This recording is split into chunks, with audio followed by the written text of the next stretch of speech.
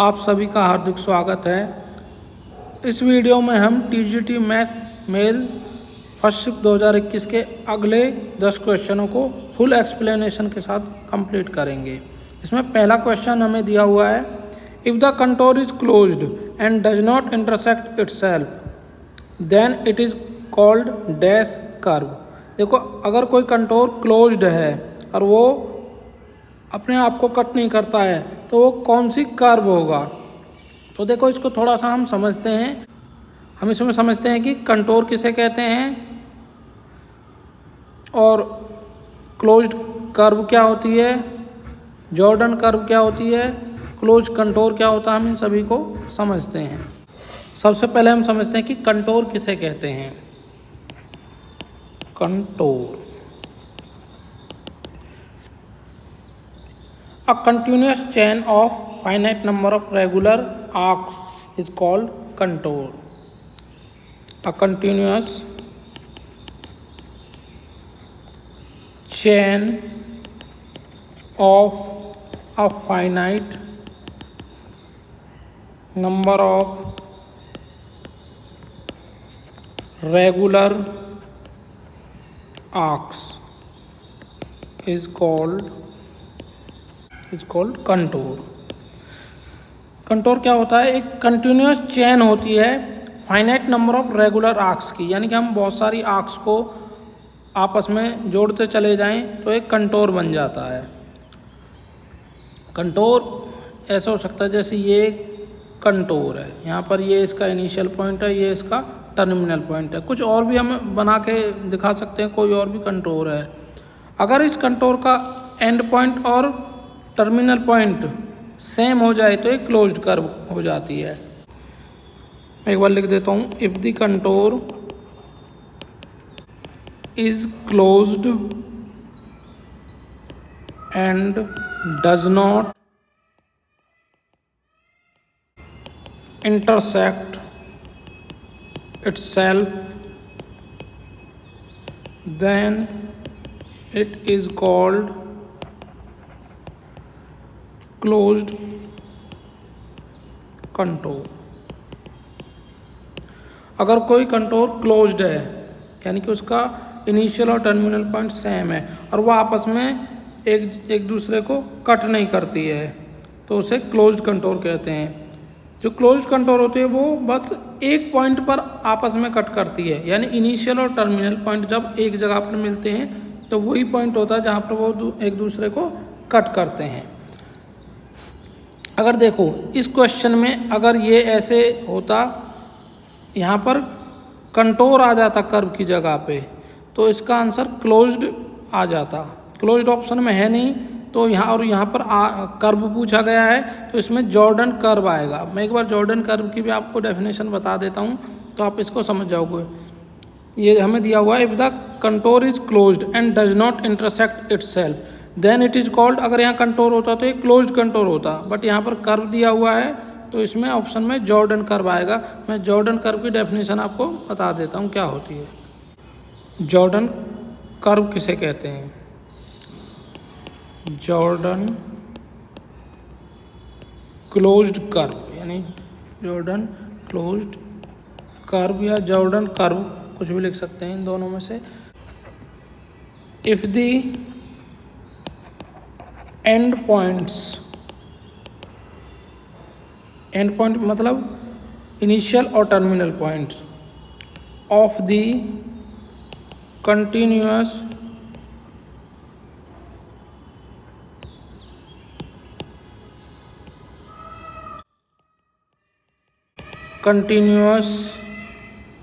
arc are coincident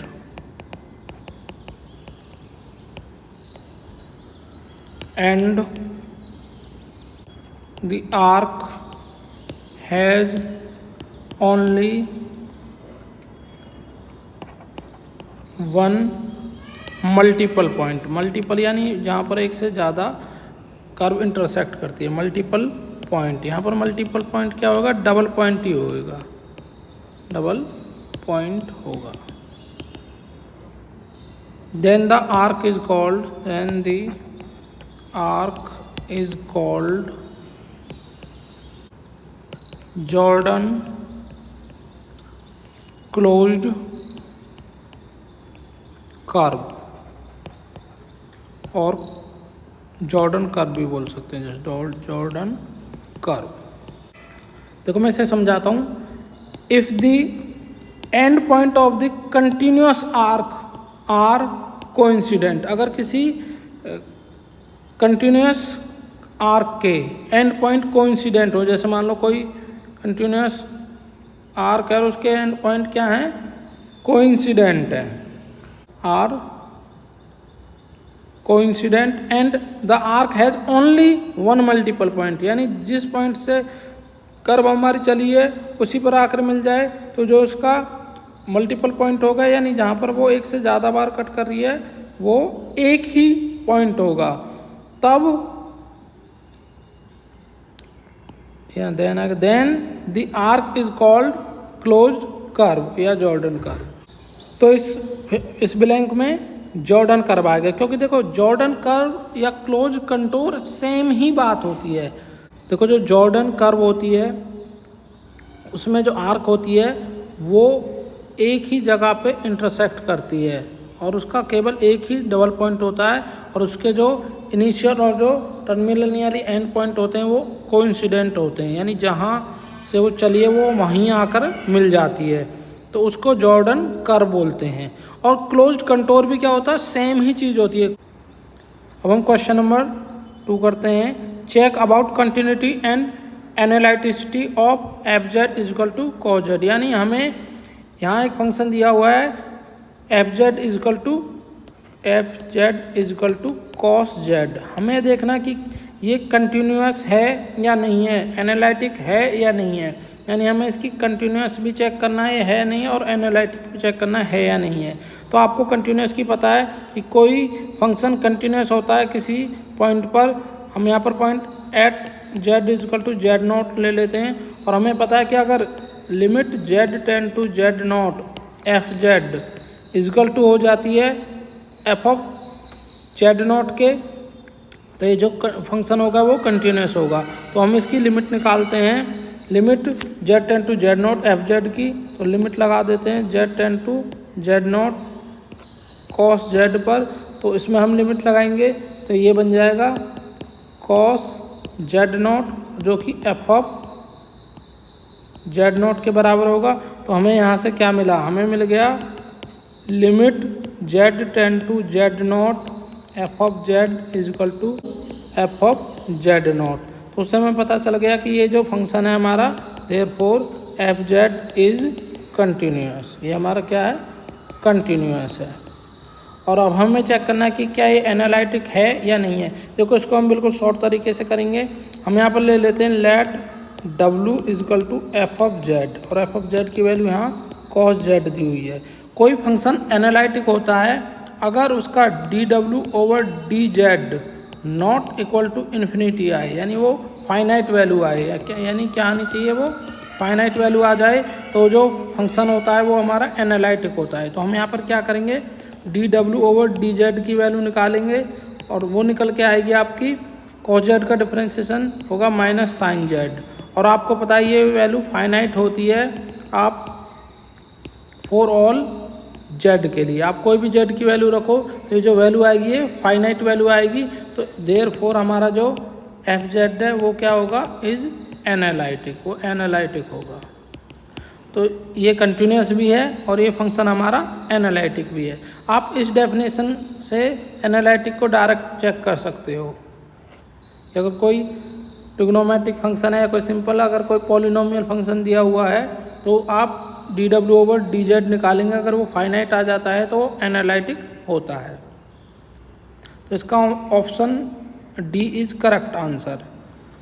ये continuous भी है और ये एनालिटिक भी है एवरीवेयर, क्योंकि वैसे भी हमें पता है जो कोसाइन फंक्शन होता है वो ऑलवेज कंटिन्यूअस होता है एवरीवेयर, और एनालिटिक हमने उसे दिखाई दिया है। तो option D is correct answer. अब हम क्वेश्चन नंबर 3 को करते हैं। फाइंड द नंबर ऑफ सब group of a cyclic group of order 50। एक ऑर्डर 50 के साइक्लिक ग्रुप के नंबर ऑफ सब ग्रुप निकालने हैं। तो आपको पता है साइक्लिक ग्रुप एक सिंगल एलिमेंट से जनरेटेड एक ग्रुप होता है जिसे कि जनरेटर ऑफ ग्रुप कहते हैं। और आपको पता है कि एक साइक्लिक ग्रुप में बहुत सारे जनरेटर हो सकते हैं। अब बात करते हैं साइक्लिक ग्रुप के सब ग्रुप की। नंबर ऑफ सब ग्रुप होते हैं नंबर ऑफ सब group of a cyclic group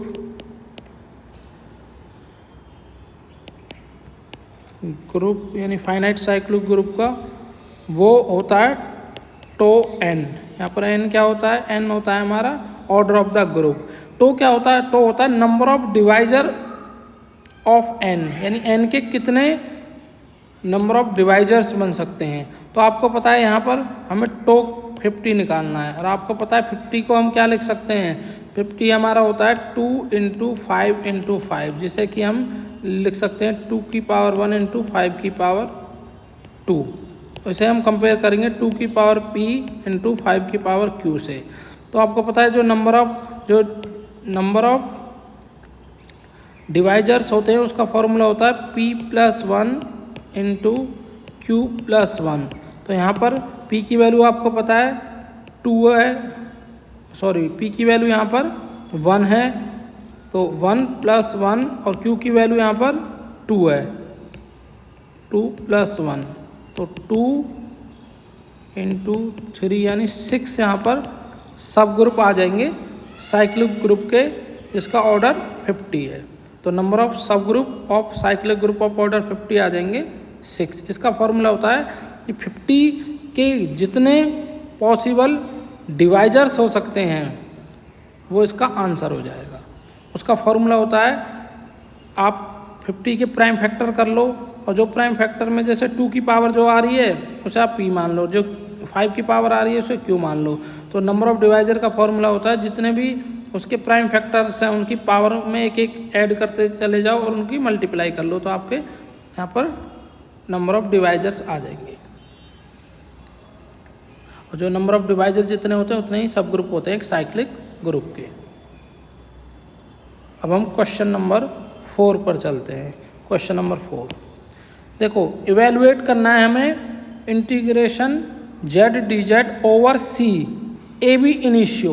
देखो अगर इसको चाहो तो आप पूरी डेफिनेशन के साथ कर लो या आप इसको शॉर्ट तरीके से कर लो, इसका आंसर सेम आना है। हमें ऑब्जेक्टिव क्वेश्चंस दिए हुए होते हैं तो हमें इसमें ऑप्शन चूज करना पड़ता है कि ऑप्शन क्या है। तो आप इसको शॉर्ट तरीके से कर लो। वैसे मैं आपको इसको दोनों तरीके से बता दूंगा, ए बी इनिशियो से इसको कैसे करेंगे यानी बाय डेफिनेशन इसको कैसे करेंगे और इसको शॉर्ट तरीके से कैसे करेंगे।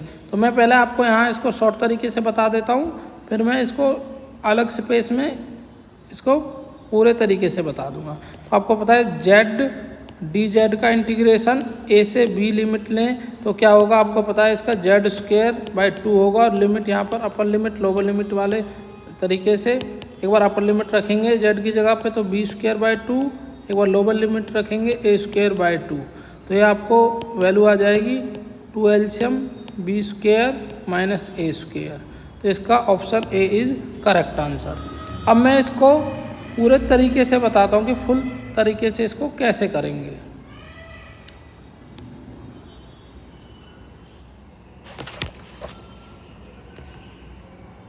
अब हम इस क्वेश्चन को पूरी फुल डेफिनेशन के अकॉर्डिंग करते हैं। ए बी इनिशियो इंटीग्रल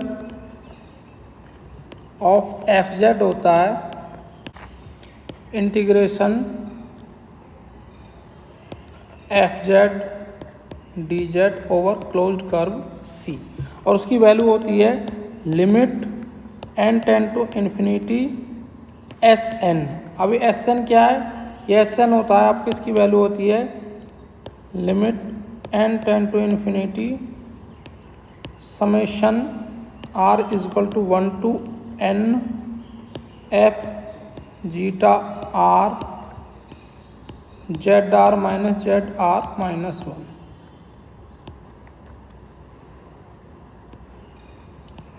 ये वैल्यू होती है एस एन की, और इस पर हम limit n tend to infinity ले लेंगे तो ये हमारी एफ जेड डी जेड की वैल्यू आ जाएगी।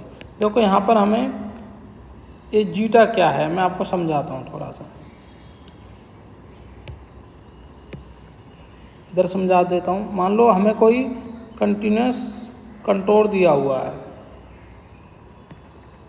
ये ए इजकल टू जेड नॉट है, उसके बाद एक पॉइंट Z1 है, Z2 है, Z3 है, ऐसे इस पर बहुत सारे पॉइंट हैं।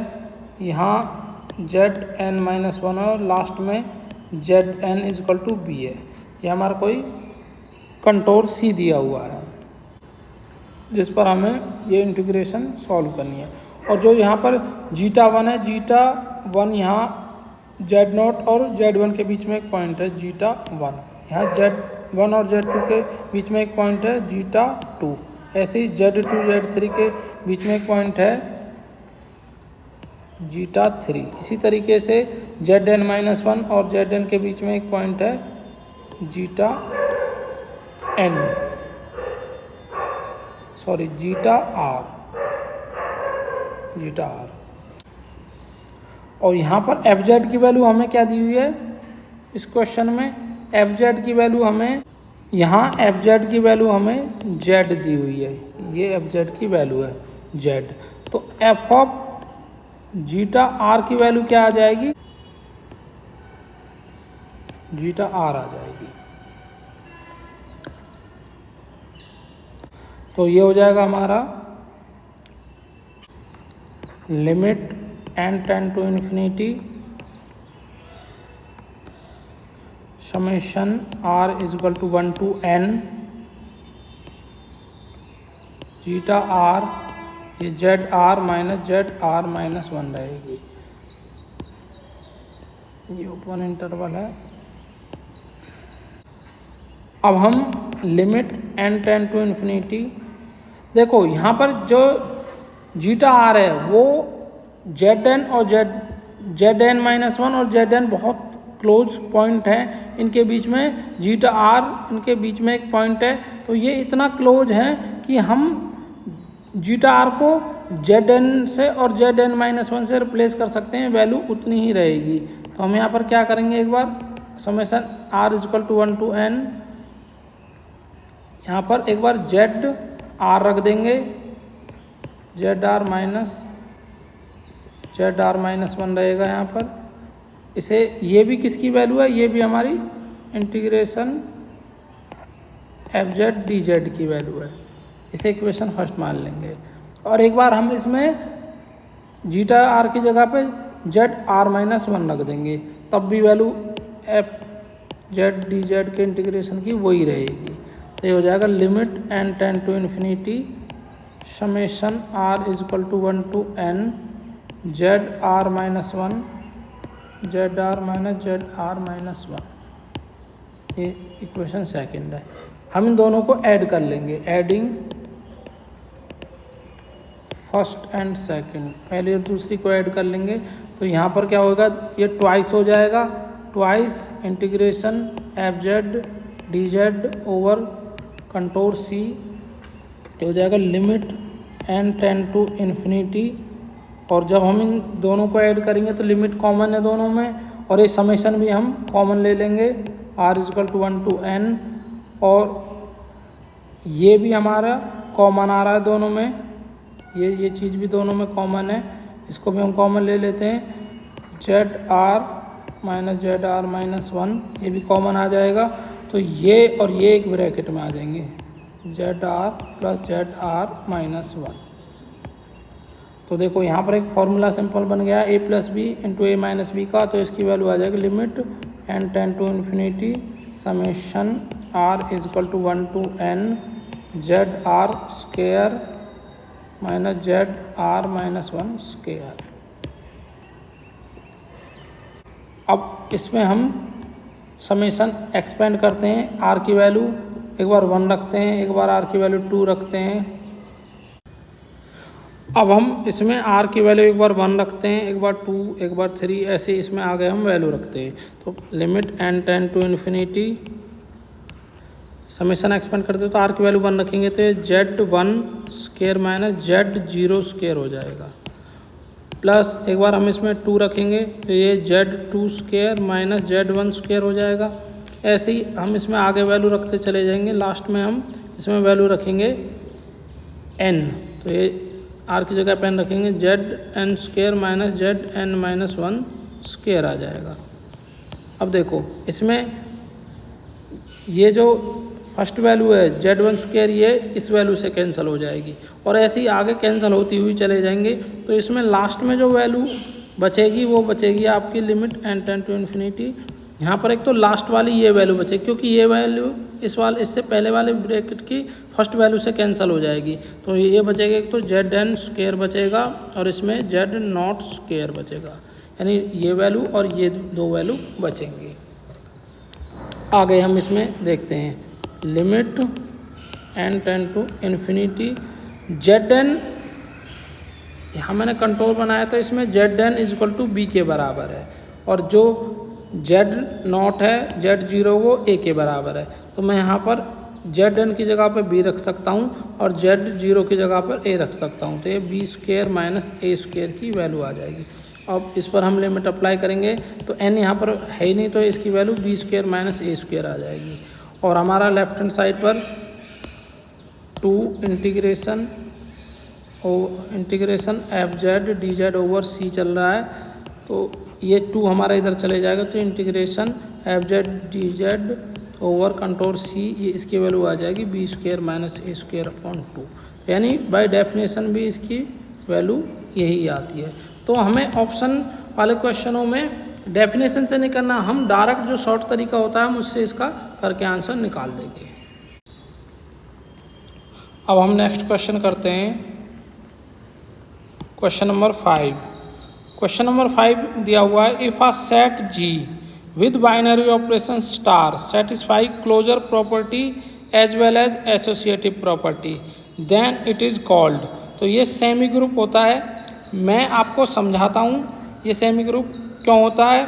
मैं आपको कॉशॉइड ग्रुप की, ग्रुप मोनोइड सभी की डेफिनेशन आपको मैं बताता हूँ 1 बाय 1, थोड़ा एक्सप्लेन कर देता हूँ इसको जो आपको अच्छे से समझ में आ जाए। सबसे पहले मैं आपको एल्जेब्रिक स्ट्रक्चर के बारे में बताता हूँ। एल्जेब्रिक स्ट्रक्चर क्या होता है?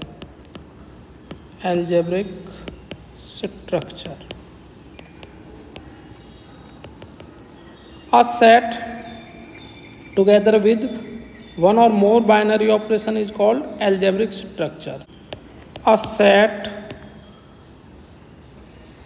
G together with one or more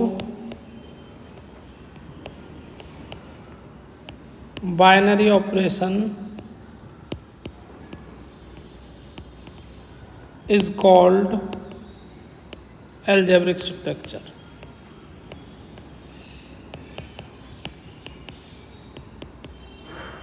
जैसे कोई सेट G, उसके साथ मान लो मैं एक ऑपरेशन स्टार ले लूँ, एक ले लूँ तो भी एल्जेब्रिक स्ट्रक्चर है, या फिर मैं एक से ज़्यादा बाइनरी ऑपरेशन ले लूँ तो ये एल्जेब्रिक स्ट्रक्चर कहलाता है। यानी कम से कम एक बाइनरी ऑपरेशन ज़रूर होना चाहिए, एक हो जाए एक से ज़्यादा हो जाए किसी सेट के साथ कोई बाइनरी ऑपरेशन, तो जो स्ट्रक्चर बनता है वो एल्जेब्रिक स्ट्रक्चर कहलाता है।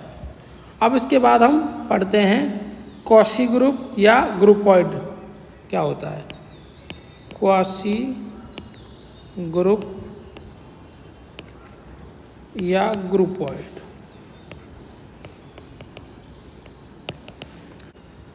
a set G with only one binary operation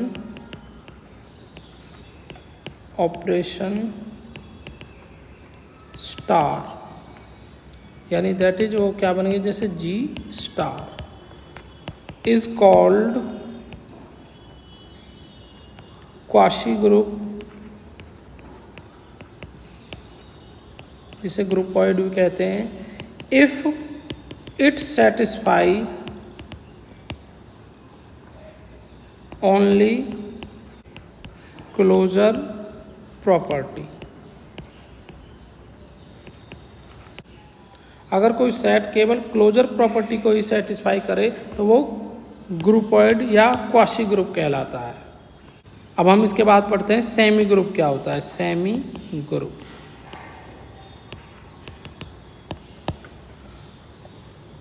a set G having only one binary operation star is called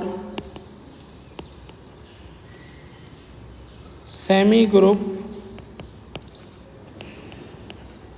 if it satisfy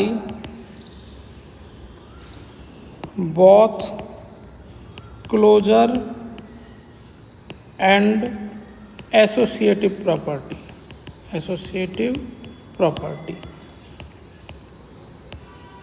अगर कोई सेट क्लोजर प्रॉपर्टी को भी सेटिस्फाई करे और एसोसिएटिव प्रॉपर्टी को भी सेटिस्फाई करे तो वो सेमी ग्रुप कहलाता है। देखो क्लोजर प्रॉपर्टी क्या होती है कि मान लो कोई एलिमेंट ए और बी किसी सेट जी से बिलोंग कर रहे हैं और कोई बाइनरी ऑपरेशन स्टार दिया हुआ है, तो अगर ए स्टार बी भी बिलोंग करे जी से for all a comma b belong to G के लिए, तब वो क्लोजर प्रॉपर्टी को सेटिस्फाई करता है।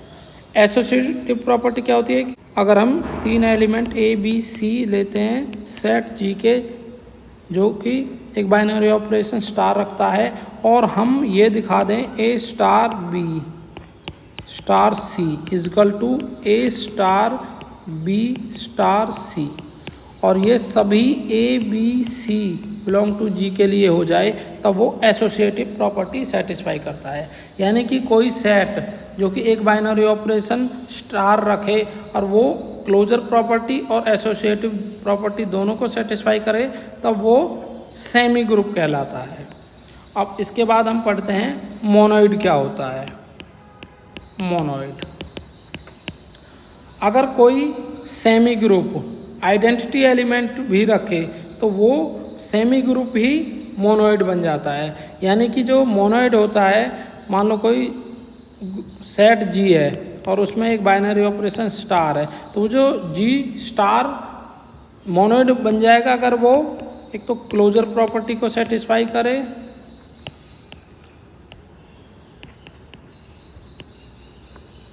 नंबर 2 एसोसिएटिव प्रॉपर्टी को सेटिस्फाई करे और नंबर 3 वो आइडेंटिटी एलिमेंट भी रखे, एलिमेंट एग्जिस्ट करे उसमें, तब वो जो सेट जी होगा वो एक मोनोइड कहलाएगा।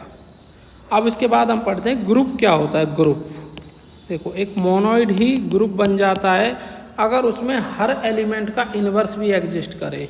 तो यानी कि मोनोइड क्या होता है कि अगर कोई सेट जी एक बाइनरी ऑपरेशन स्टार रखे और वो क्लोजर्स प्रॉपर्टी भी सेटिस्फाई करे, उस पर एसोसिएटिव प्रॉपर्टी भी वो सेटिस्फाई करे, एसोसिएटिव प्रॉपर्टी भी सेटिस्फाई करे, नंबर 3 आइडेंटिटी भी एग्जिस्ट करे और नंबर 4 हर एलिमेंट का इन्वर्स एग्जिस्ट करे। Inverse of each element of G exist, तब वो जो जी स्टार है वो इज कॉल्ड ग्रुप, तब वो जो जी स्टार है वो ग्रुप कहलाता है। तो हमने शॉर्ट में इन सारी डेफिनेशंस को एक बार पढ़ लिया है, जिससे हमें क्लियर हो गया है कि सेमी ग्रुप क्या होता है। If a set G with binary operation star satisfy closure property as well as associative property, then it is called semi group. तो इसमें ब्लैंक में सेमी ग्रुप आएगा. अब हम क्वेश्चन नंबर 6 को करते हैं. Question number 6, which theorem state that if an entire function is bounded for a value of z then it is constant. देखो ये जो थ्योरम है, ये जो स्टेटमेंट हमें दी हुई है, ये डायरेक्ट लाइवली थ्योरम की स्टेटमेंट है. मैं इन चारों थ्योरम की स्टेटमेंट लिख देता हूँ. तो सबसे पहले मैं लाइवली थ्योरम की स्टेटमेंट लिखता हूँ, उसके बाद मैं बाकी बची हुई तीनों थ्योरम की भी स्टेटमेंट लिख दूँगा. सबसे पहले हम लाइवलीज थ्योरम को पढ़ते हैं. लाइवलीज theorem. If an entire function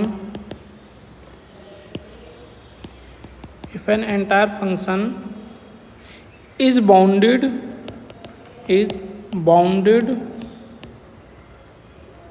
for all values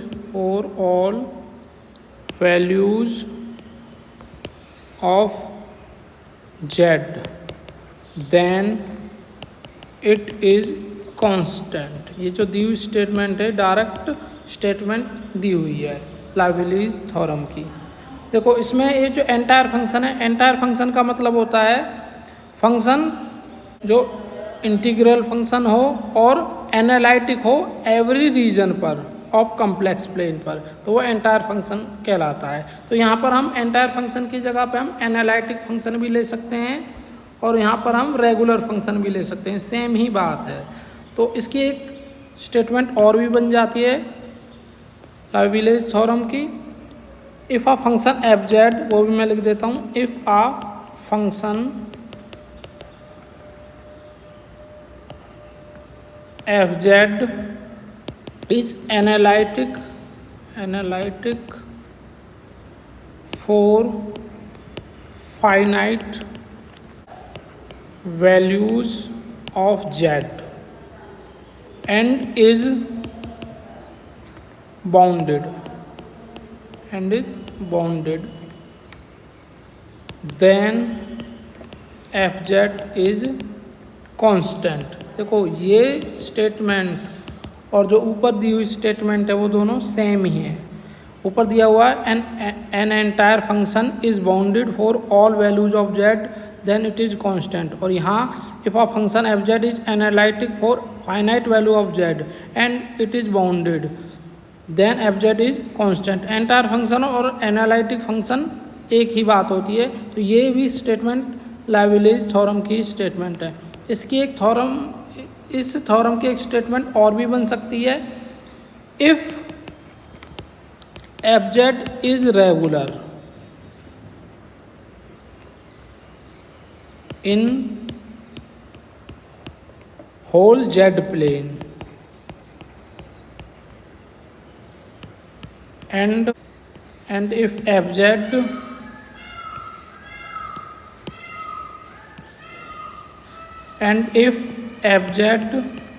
is bounded यानी mod fz less than k for all z, इसका मतलब fz is bounded, then fz must be constant. ये तीनों थ्योरम एक ही बात है. तीनों में से कोई भी स्टेटमेंट आ जाए, लाइवलीज थ्योरम की स्टेटमेंट है. यहाँ पर जो एंटायर फंक्शन होता है, इसका मतलब होता है फंक्शन जो इंटीग्रल फंक्शन हो और ये एनालिटिक हो in a region of the complex plane. तो ये वही entire function, analytic function, regular function, इनमें से कोई भी आ जाए तो ये एक ही बात है. अब हम नेक्स्ट थ्योरम की स्टेटमेंट पढ़ते हैं. कॉची थ्योरम की स्टेटमेंट पढ़ते हैं. Cauchy's theorem. कॉची थ्योरम की स्टेटमेंट होती है if a function f z is analytic and single valued inside and on a simple closed contour C, then integration fz dz over contour C is equal to 0। यानी कि कोई close contour दिया हुआ close contour C है और कोई function fz उसके अंदर या उसकी बाउंड्री पर अगर वो एनालिटिक हो, क्या हो, एनालिटिक हो, तो integration fz dz over closed contour C is equal to 0 होती है। ये कॉची थ्योरम की स्टेटमेंट है। अब हम फंडामेंटल थ्योरम की स्टेटमेंट पढ़ते हैं। ऊपर एक स्टेटमेंट मोरेरा रह गई है, कोई नहीं, उसको भी कर लेते हैं। पहले हम फंडामेंटल थ्योरम की स्टेटमेंट पढ़ लेते हैं। अब हम fundamental theorem of integral calculus को पढ़ते हैं। इसका नाम है fundamental theorem of integral calculus. Fundamental theorem of integral calculus. अब हम इस थ्योरम की स्टेटमेंट पढ़ते हैं। Let f z be a single valued analytic function in a simple connected domain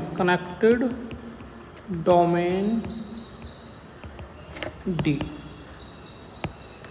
fz कोई सिंगल वैल्यूड एनालिटिक फंक्शन है in a simple connected domain D, और if a और b दो एलिमेंट हैं D के, then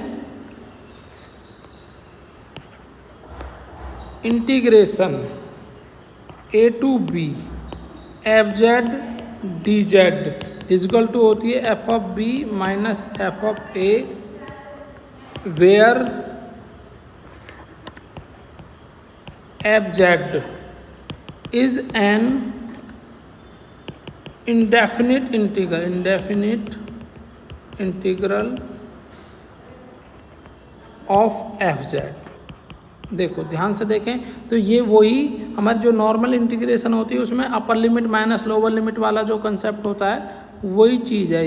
ये वही है fundamental theorem of integral calculus, जहाँ पर इस एफ जेड का इंटीग्रेशन, जहाँ पर आपका indefinite integration of f z d Z क्या है, एफ ऑफ जेड है। तो ये आपकी fundamental theorem of integral calculus हो जाती है। अब हम नेक्स्ट डेफिनेशन पढ़ते हैं। नेक्स्ट डेफिनेशन ये रह गई थी ऊपर, मोरेरा थ्योरम। अब हम मोरेरा थ्योरम को पढ़ते हैं।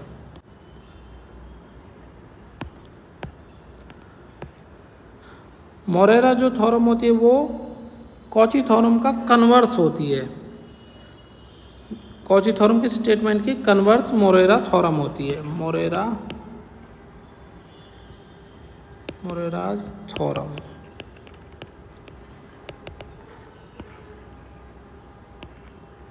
मोरेराज theorem, if f z is a continuous function in a domain D, and if for every closed contour C in the domain D, यानी डोमेन D के अंदर कोई क्लोज कंटोर C है, और integration f z d z over closed contour C वो हमें equal to 0 दी हुई हो, तो देन तब fz is an analytic function.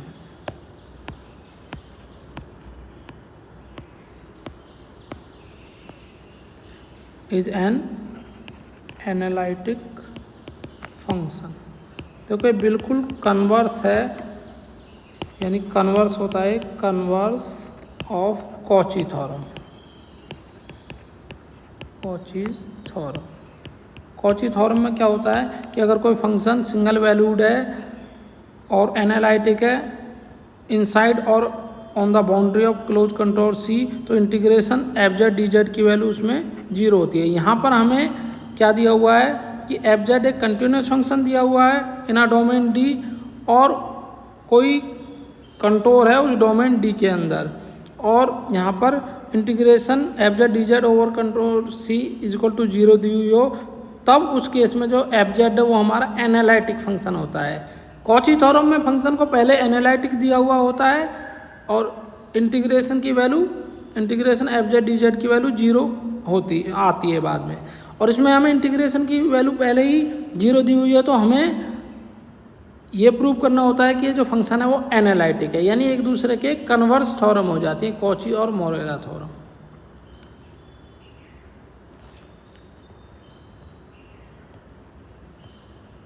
तो हमने ये चारों थ्योरम की स्टेटमेंट पढ़ ली है. अब हम नेक्स्ट क्वेश्चन को करते हैं.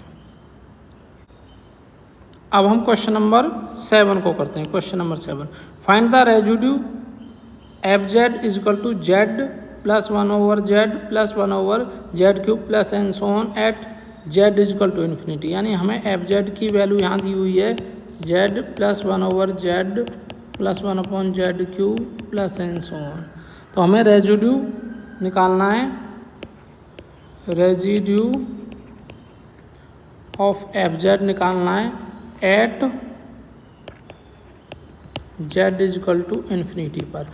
हमें पता है residue at z is equal to infinity होता है अगर एफ जेड हमारा एक्सपेंडेड फॉर्म में हो, तो उस केस में residue of f z at z is equal to infinity पर होता है minus coefficient of 1 over z, यानी 1 ओवर जेड का जो कोफिशिएंट होता है उसका माइनस होता है, माइनस टाइम्स होता है residue of f z at z is equal to infinity. तो यहाँ पर देखो माइनस बाहर लेंगे, यहाँ पर 1 ओवर जेड का कोफिशिएंट क्या है, 1 ओवर जेड के साथ जो मल्टीप्लाई कुछ भी नहीं है तो 1 माना जाएगा. तो इस केस में जो residue at z is equal to infinity की वैल्यू -1 आ जाएगी. तो इसका आंसर -1 हो जाएगा. ये कब लगाते हैं हम ये वाला फॉर्मूला, जब हमारा फंक्शन एक्सपेंडेड फॉर्म में हो तब. तो option b is correct answer. अब हम क्वेश्चन नंबर 8 को करते हैं. Let f z be single valued analytic function in a simple connected domain d. If a comma b are in D, then integration f z dz over the limit a and b is equal to fill in the blank, where f z is and indefinite integral of f z. ये वही अभी हमने की तो है, ये fundamental theorem of integral calculus की ही तो स्टेटमेंट है. उसमें आपको पता है कि जो integration a to b f z d z की जो हम वैल्यू निकालते हैं वो क्या होती है f of b minus f of a. यही तो है जहाँ पर एफ जेड क्या होता है, एफ जेड इंडेफिनिट इंटीग्रल होती है किसकी, एफ जेड की. यानी integration f z d z की जो इंडेफिनिट जो इंटीग्रेशन की जो वैल्यू होती है वो एफ जेड दी हुई है. यहाँ पर इंडेफिनिट क्या होती है जिसमें लिमिट ना हो, और डेफिनिट इंटीग्रेशन हो जाती है जिसमें लिमिट दी हुई हो. तो ये upper limit minus lower limit वाला कंसेप्ट ये अभी तो हमने किया है fundamental theorem of integral calculus में. तो इसका आंसर ऑप्शन बी आ जाएगा. अब हम क्वेश्चन नंबर 9 करते हैं. Question number 9, if f z is equal to u plus iota v is an analytic function in a domain d, then the curve u is equal to constant v is equal to constant form two dash families. तो ये तो direct एक question होता है. आपने complex analysis का analytic function वाला जो कंसेप्ट या जो टॉपिक आपने किया हो तो उसमें डायरेक्ट एक क्वेश्चन होता है आपका, डायरेक्ट क्वेश्चन समझ लो या डायरेक्ट थ्योरम समझ लो। हमें क्या दिया हुआ है यहाँ पर, u इजकल टू कॉन्स्टेंट दिया हुआ है और v भी हमें कॉन्स्टेंट दिया हुआ है, और यहाँ पर एफ जेड की वैल्यू हमें u प्लस आइटा v दी हुई है। तो हमें बताना है कि जो u is equal to constant v is equal to constant है, ये कौन सी फैमिली बनाते हैं। ये तो ऑर्थोगोनल फैमिली बनाएंगे, मैं अभी इसको प्रूव कर देता हूँ। अब हम इस क्वेश्चन को करते हैं। हमें एफ जेड क्या दिया हुआ है, एफ जेड की वैल्यू दी हुई है यहाँ पर u प्लस आइटा v। यहाँ पर u क्या है, u एक x और y का फंक्शन है जो कि हमें कांस्टेंट दिया हुआ है, और v भी क्या है, x और y का फंक्शन है, वो भी हमें कांस्टेंट दिया हुआ है। तो मैं क्या करता हूँ, इनमें से मान लेता हूँ लेट u x, y को हम c1 मान लेते हैं और v x, y को हम c2 मान लेते हैं। हमें पता है दो कर्व ऑर्थोगोनल होती हैं अगर उनके स्लोप ऑफ टेंजेंट का प्रोडक्ट -1 के बराबर आ जाए। तो मैं यहाँ पर मान लेता हूँ let slope of tangent of u is equal to मैं मान लेता हूँ m1, और let slope of tangent of v मैं मान लेता हूँ m2। और अगर मैं ये दिखा देता हूँ कि m1, अगर मैं दिखा देता हूँ m1 into m2 is equal to -1, अगर मैं दिखा देता हूँ तो ये ऑर्थोगोनल प्रूव हो जाएंगे। अब हम इसे करते हैं। हमें u की वैल्यू दी हुई है, u हमें c1 दिया हुआ है एंड v की हमें वैल्यू दी हुई है c2। तो अगर मैं इसका डिफ्रेंशिएशन करता हूँ, du की वैल्यू निकालता हूँ तो कांस्टेंट का डिफ्रेंशिएशन 0, और इसी तरीके से dv की वैल्यू भी 0 हो जाएगी। अब हमें पता है टोटल डिफ्रेंशिएशन के रूल से मैं du को मैं लिख सकता हूँ करली u over curly x into dx plus करली u over curly y into dy, और वो हमें 0 के बराबर दी हुई है। और यहाँ से मैं dy ओवर dx की वैल्यू निकाल दूँगा। तो यहाँ से दिस इम्प्लाइज दैट यहाँ से मुझे करली u over curly y dy की वैल्यू मिल जाएगी माइनस करली u ओवर करली x, ये मिल जाएगा, और यहाँ से इंटू में dx, और यहाँ से मुझे this implies that dy over dx की वैल्यू मिल जाएगी माइनस करली u over curly x divided by करली u ओवर करली y। ये मुझे वैल्यू मिल गई dy ओवर dx की, यानी हमें m1 की ये वैल्यू मिल गई है यहाँ से। अब हम dv की वैल्यू dv इजकल टू 0, यहाँ से भी हम टोटल डिफ्रेंशिएशन का रूल लगाते हैं। तो इसे मैं लिख सकता हूँ curly v over curly x dx plus curly v over curly y dy is equal to 0। अब हमें पता है कि ये जो हमारा फंक्शन है वो एनालिटिक फंक्शन है। एनालिटिक फंक्शन है तो ये कॉची रीमान इक्वेशन को सेटिस्फाई करेगा। कॉची रीमान इक्वेशन क्या होती हैं, curly u over curly x is equal to होता है करली v ओवर करली y के, और curly v over curly x होता है माइनस करली u ओवर करली y के। तो हम क्या करेंगे, यहाँ पर जहाँ करली v ओवर करली y है उसको मैं करली u ओवर करली x से चेंज कर सकता हूँ, और जहाँ पर करली v ओवर करली x और जहाँ पर करली v ओवर करली x है उसे मैं माइनस करली u ओवर करली y से चेंज कर सकता हूँ। तो करली v ओवर करली x की वैल्यू मैं लिख दूंगा माइनस करली u ओवर करली y। ये कॉची रीमान इक्वेशन होती हैं, क्योंकि ये एनालिटिक फंक्शन दिया हुआ है तो कॉची रीमान इक्वेशन को सेटिस्फाई करेगा। तो मैं इसे लिख दूंगा minus curly over curly y dx, और curly v over curly y की वैल्यू हो जाएगी curly u over curly x dy, ये इज इक्वल टू 0 है। मैंने ये वैल्यू यहाँ पर कॉची रीमान इक्वेशन से चेंज कर दी है। तो यहाँ से मैं dy ओवर dx की वैल्यू निकालूंगा, u over curly x dy is equal to, ये इधर जाके प्लस हो जाएगा curly u over curly y dx। ये d y over D x की यहाँ से हमें वैल्यू मिल जाएगी, d y upon d x की वैल्यू मिल जाएगी, curly over curly y upon curly over curly x, ये हमें m2 की वैल्यू मिल जाएगी। तो हम क्या करेंगे, m1 इंटू m2 करके देखते हैं। तो नाउ m1 इंटू m2, अगर ये -1 के बराबर आ जाता है तो ये जो कर्व हैं ये ऑर्थोगोनल होंगे। m1 की वैल्यू हमें दी हुई है minus curly over curly x in divided by, हमें वैल्यू दी हुई है m1 की value minus curly over curly x divided by curly over curly y curly u over curly y multiply m2 की वैल्यू ये हमारी curly u over curly y divided by curly u over curly x. तो देखो करली over curly x से ये cancel, करली over curly Y से ये कैंसल, तो इसकी वैल्यू m1 इंटू m2 की वैल्यू हमारी -1 आ गई। हमें पता है कि अगर दो कर्व के स्लोप ऑफ टेंजेंट का प्रोडक्ट -1 के बराबर होता है तो जो कर्व होती हैं वो ऑर्थोगोनल होती हैं। तो therefore u equal to constant and v equal to constant are orthogonal. इस क्वेश्चन का आंसर ऑर्थोगोनल। अब हम क्वेश्चन नंबर 10 को करते हैं।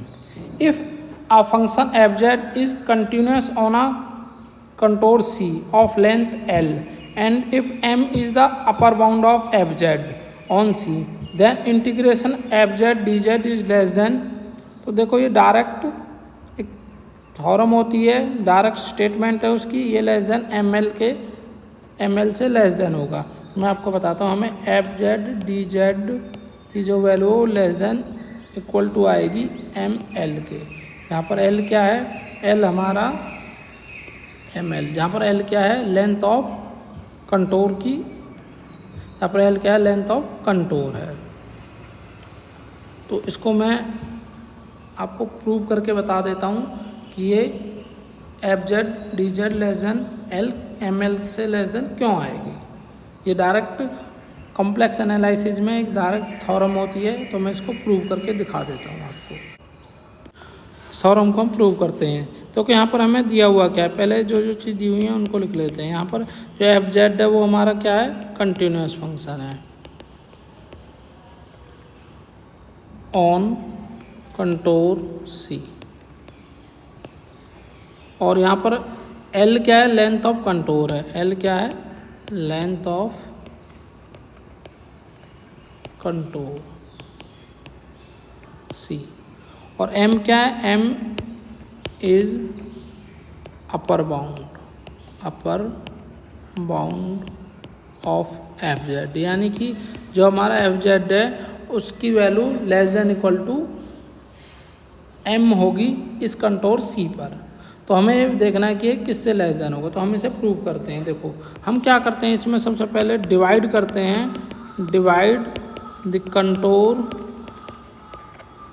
सी इनटू n पार्ट्स। ये अभी मैंने ऊपर एक क्वेश्चन किया था, जिस तरीके से उसमें मैंने किया था बिल्कुल वैसे ही होगा ये। जैसे मैंने ए बी इनिशियो वाला वो क्वेश्चन किया था, बिल्कुल वैसे ही ये क्वेश्चन होना है। देखो हम क्या करेंगे, डिवाइड कर लेंगे उस कंटोर सी को n पार्ट में। मैं यहाँ पर डायग्राम बना के आपको दिखा देता हूँ।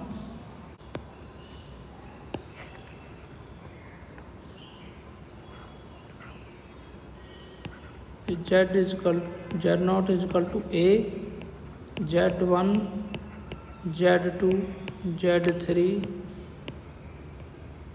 z4 and so on. यहाँ पर zn-1, zn is equal to b। हमने इस पर n पॉइंट ले लिए हैं इस कंटोर सी पर, ये कंटोर सी है, इस पर हमने n पॉइंट ले लिए हैं। Divide the contour C into n parts by taking points Z0, Z1, Z2, Z3 and so on Zn, यानी ए पॉइंट लेके हमने इसको डिवाइड कर लिया n पार्ट्स में। और हम क्या करते हैं, we choose a point zeta, जैसे हमने वहाँ पर जीटा 1 में एक पॉइंट लिया था, Z0 और Z1 के बीच में जीटा 1 एक पॉइंट लिया था, और Z1 Z2 के बीच में जीटा 2 एक पॉइंट लिया था, Z2 Z3 के बीच में मैंने जीटा 3 एक पॉइंट लिया था। ऐसे ही हम एक पॉइंट ले लेते हैं जीटा R, जो कि ZR-1 और ZR के बीच में कोई पॉइंट ले लेते हैं। हम ZR के बीच में एक पॉइंट ले लेते हैं, जीटा R एक पॉइंट ले लेते हैं। जीटा R पॉइंट हमारा ये ZR-1 और ZR के बीच में एक पॉइंट है zeta R। We choose a point zeta R between, या ऐसे कह सकते हो बिटवीन या on the arc joining ZR-1 to ZR। इसको ज्वाइन करने वाली आर्क पर ये क्या है, एक पॉइंट है। तो हम इसमें क्या करेंगे, Sn की वैल्यू निकालेंगे। Sn is equal to, Sn हमारा होता है summation R is equal to 1 to n f of zeta R ZR-1 ये होता है। और हमें पता है कि integration FZ DZ over control C की वैल्यू होती है limit n tend to infinity Sn, और Sn की वैल्यू आपको पता है, ये हम यहाँ पर Sn की वैल्यू रख देंगे limit n tend to infinity. Sn की value summation R is equal to 1 to n f of zeta R ZR-1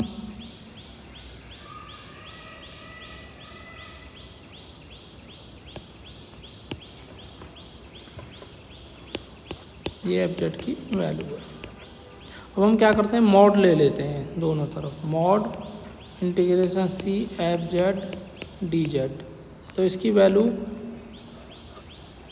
इधर मॉड लेंगे तो limit n tend to infinity mod summation R is equal to 1 to n f of zeta R ZR-1 mod.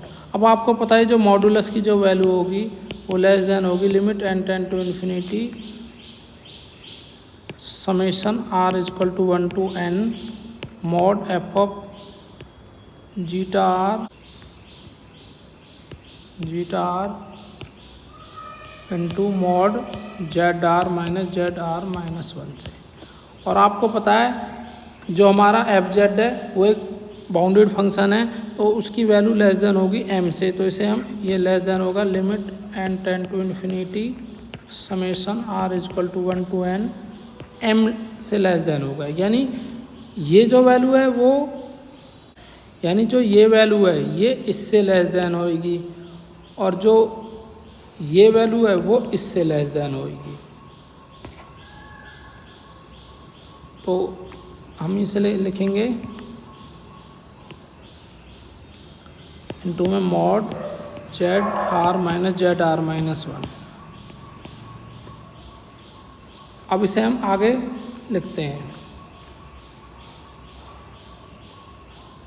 m यहाँ पर एक fix value है तो इसे हम बाहर निकाल सकते हैं, is equal to limit n tend to infinity, ये m हमारा बाहर आ जाएगा,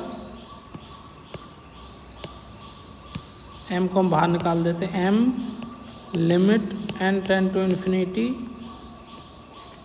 ZR-1। और हम क्या करते हैं इसमें, ये समेशन दिया हुआ है summation R is equal to 1 to n, इसमें हम समेशन एक्सपेंड कर देते हैं, तो m limit n tend to infinity, इस समेशन को हम एक्सपेंड करेंगे तो ये हो जाएगा Z1 - Z0 mod plus Z2 - Z1 mod plus and so on, last में आएगा plus z r minus z r minus 1 plus and so on, और लास्ट में वैल्यू आएगी z n minus z n minus 1 mod, ये value आएगी।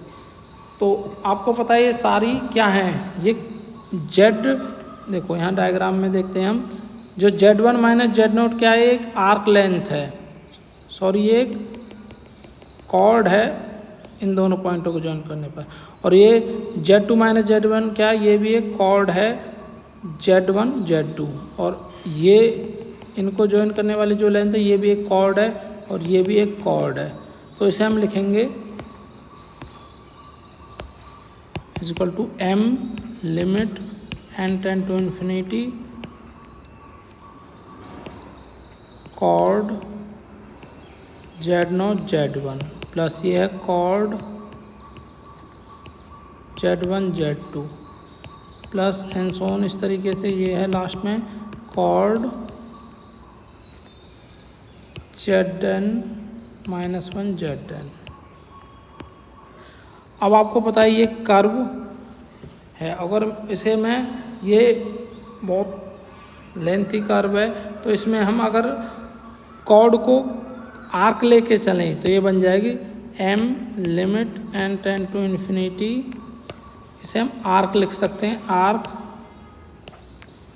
Z0 Z1 plus arc Z1 Z2 plus and so on arc Zn minus 1 Zn, और इन सभी आर्कों को join करते हम चले जाएं तो ये हो जाएगी limit n tend to infinity arc length of contour C, क्या हो जाएगी arc length of contour C, contour C की आर्क लेंथ हो जाएगी। तो ये हो जाएगा हमारा m limit n tend to infinity l के बराबर, और इस पर हम लिमिट लगाएंगे तो ये n है ही नहीं तो इसमें l आ जाएगा ml।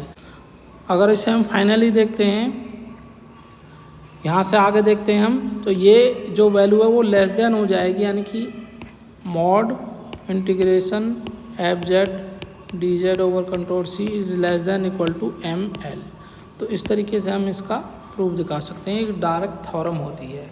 तो इसका आंसर, इस क्वेश्चन का जो आंसर है वो हमारा ऑप्शन ए आ जाएगा। ये देखते ही करने वाला क्वेश्चन है, क्योंकि हमें थ्योरम की हुई होती है तो हम देखते ही इसका आंसर निकाल सकते हैं।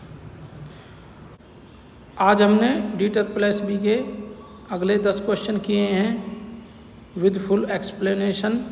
अगर आपको ये वीडियो अच्छी लगी हो तो इसे लाइक करें और चैनल को सब्सक्राइब करें। Thank you.